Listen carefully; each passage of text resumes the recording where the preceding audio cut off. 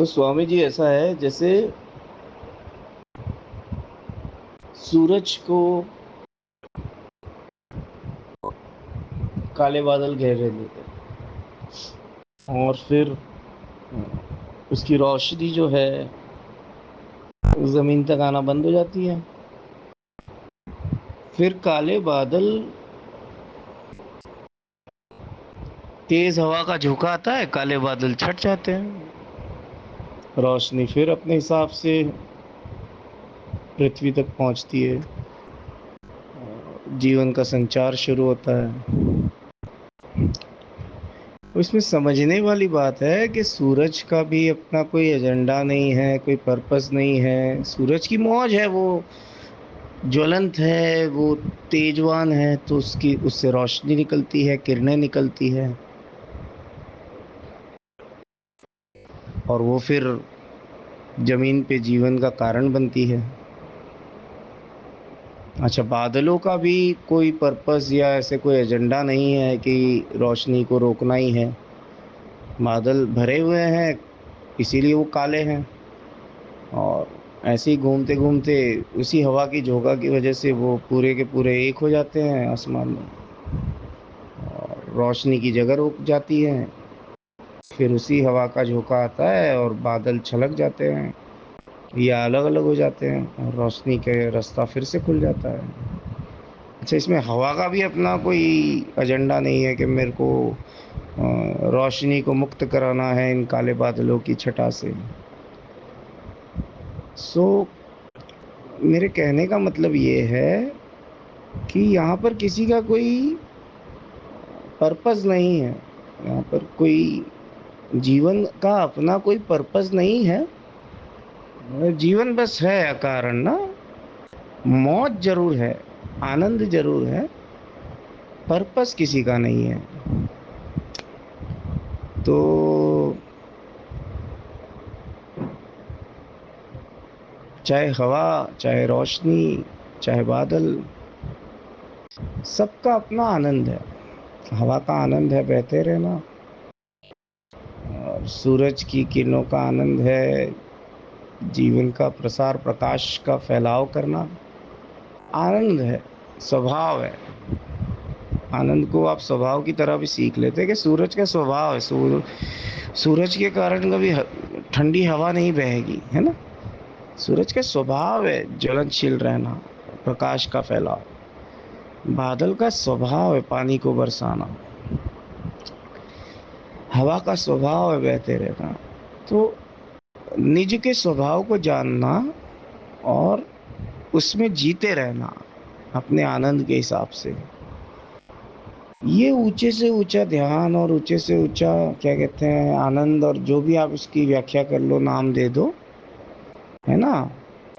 बाकी ये जो लोग एजेंडा लेके चलते हैं कि मेरे को बस ध्यान का फैलाव करना है और प्रसार प्रचार करना है और फला गुरु का प्रसार करना है, या इनके मन में बहुत जोरदार हिंसा छिपी हुई है, समझ रहे हो। तो ये अच्छा भी करने जाते हैं तो बुरा हो जाता है। ऐसा नहीं है कि भरे हुए बादलों से, काले बादलों से हिंसा नहीं होती। बहुत तेज बारिश आ जाती है, कई लोग मारे जाते हैं, पर वो प्राकृतिक है। सो जब हम जीवन में पर्पस जोड़ लेते हैं कि भाई ये करना है और ये बदलना है, ये व्यवस्था ठीक नहीं है, ऐसा है वैसा है, तो वो थोड़ा सा अप्राकृतिक लगता है मुझे, है ना। सो करना हो गया, डूअरशिप हो गई। ध्यान जो है करना है, ना करना, ना कुछ करना है। सो अब ना कुछ करना कैसे किया जाए, है ना। पर जो तुम्हारा स्वभाव है उसको तुम जी सकते हो, बस स्वभाव को जीते रहना ही ध्यान है। अब जीते रहो, जीते रहो, जीते रहो, जीते रहो, तो एक पॉइंट पे आदमी पहुंच जाता है जहाँ पे उससे आनंद बहता है ना। तो यही है ध्यान, मतलब जो मैं समझता हूँ, जो मेरी व्याख्या है ध्यान की, कि आप आंखें बंद करके बैठते हो एक जगह आधा एक घंटा तो बहुत अच्छी बात है, या किसी गुरु को मानते हो, सुनते हो, उनकी कोई दी हुई विधि करते हो, तो एक बढ़िया चीज़ है। बट मेरे हिसाब से प्रत्येक क्षण यहाँ पे ध्यान घट रहा है। अस्तित्व आपको सदा मौका दे रहा है ध्यानमय होने का। अब जैसे मेरे साथ किसी ने बुरा व्यवहार किया समझो, है ना? तो अब एक ऑब्वियस ह्यूमन बिहेवियर ये होता है कि मैं भी उसके साथ बुरा व्यवहार करूँ, टिट फॉर टैट, है ना? अगर मैं ईगो आइडेंटिटी से ऑपरेट कर रहा हूँ तो। पर क्या मैं उससे ऊपर उठकर इस सिचुएशन को देखकर, उसने जैसा भी व्यवहार मेरे साथ किया, मैं उससे वैसा व्यवहार कर सकता हूँ जो अप्रोप्रिएट हो, है ना? कि जो एक व्यक्ति को व्यक्ति के साथ करना चाहिए, है ना? तो अगर वो मुझ साथ मेरे साथ पशुता कर रहा है और मैं भी पशु बन गया, उसने मुझे अपने तल पे खींच लिया, मैं अपने स्वभाव में नहीं जी पाया।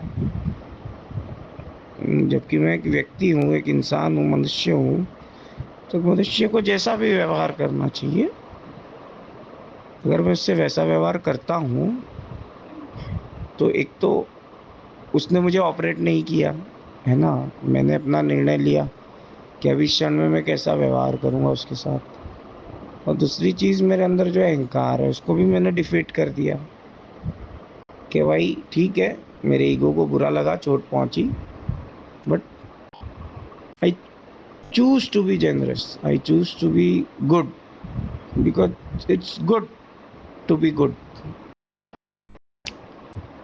तो यही है, बहुत ज़्यादा मुझे नहीं लगता कि वो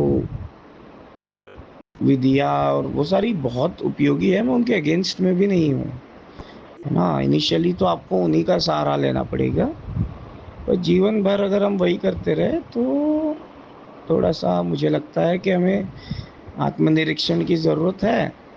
और ध्यान तो प्रत्येक क्षण में हो रहा है ना, मतलब आप आपकी अवेयरनेस कितने आप मतलब चेतन हो कि जो आपका कोई जूनियर आपसे बुरा व्यवहार कर रहा है या आपसे कम ताकतवर, क्योंकि देखिए जो हमसे ज़्यादा ताकतवर है वो हमसे बुरा व्यवहार करता भी है तो हम झेल जाते हैं ना चुपचाप। अब जैसे कोई सड़क किनारे आपको पुलिस वाला 4 रास्ते पे गाली दे दे, है ना, वर्दी पहने है, आप उससे थोड़ी भिड़ पाओगे।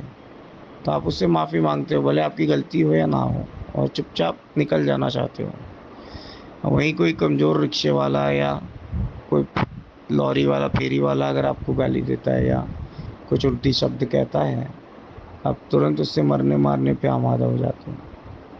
सो कुल मिला के हम ईगो आइडेंटिटी से ऑपरेट करते हैं। ध्यान का मतलब है अब हम ईगो आइडेंटिटी से ऑपरेट नहीं करेंगे, हम अपनी खुद की आइडेंटिटी क्रिएट करेंगे। या आइडेंटिटी गलत शब्द है, मैं चेतना के तल पे आकर जीऊँगा, चीज़ों को देखूँगा और उसके हिसाब से बर्ताव करूँगा। कभी-कभी अगर ज़रूरत है मुझे चीखने चिल्लाने की या गाली देने की किसी को, सामने वाला नहीं ही समझने वाला, तो मैं वो भी करूँगा ऐसे, है ना? सो यही है स्वामी जी, देखिए मेरी जो अभी जो व्याख्या है ध्यान की, मैं आपको दे पाऊँगा कि एक तो एजेंडा ना हो किसी भी तरह का, पर्पस-वर्पस का ये जो पूरा जो आजकल जो सोशल मीडिया पे है ना बहुत चलता है, फाइंड योर पर्पस, फाइंड क्या पर्पस भाई साहब, जीवन का कोई पर्पस नहीं है ना? एक बंदर जो गाँव में ऐसे ही घूम रहा है डाली से डाली और छत से छत, उसका क्या पर्पस हो सकता है? अपनी मौज में है, वो बस जिए जा रहा है, पर्पस थोड़ी है उसका कोई। है पागलपन इंसानों की खोज है मुझे लगता है, पर्पस वर्पस कुछ नहीं है। तुम्हारी मौज हो, तुम अपने आनंद में जियो, और तुम्हारी मौज से अर्थ मेरा ये नहीं है कल तुम कह दो मेरा मौज तो बलात्कार करने में और तुम जाके किसी का बलात्कार कर दो। तुम्हारी मौज सिर्फ तुम तक हो, उससे किसी को पीड़ा नहीं होनी चाहिए। जैसे सचमुच की जो मौज है उससे किसी को पीड़ा नहीं होती, है ना?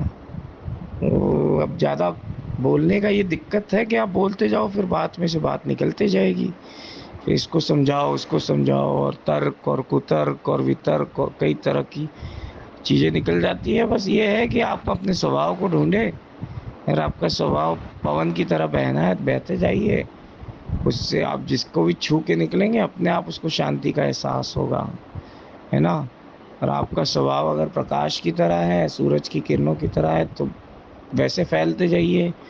तो सर्द दिन में, है ना, सुबह की तपती ठंड में किसी को जब सूरज की किरणें छुएंगी तो उसका अपना आनंद होगा, और गर्म तपती धूप जब ज़मीन को जला रही होगी और आपका स्वभाव बरसना है, तो आप काले घने बादलों की तरह बरस जाइए, तो उस धरती के टुकड़े को जो ठंडक मिलेगी, तो आप आनंद में रहना। ये मेरे को लगता है कि उच्च से उच्च पर्पस अगर हो भी किसी के जीवन का तो होना चाहिए।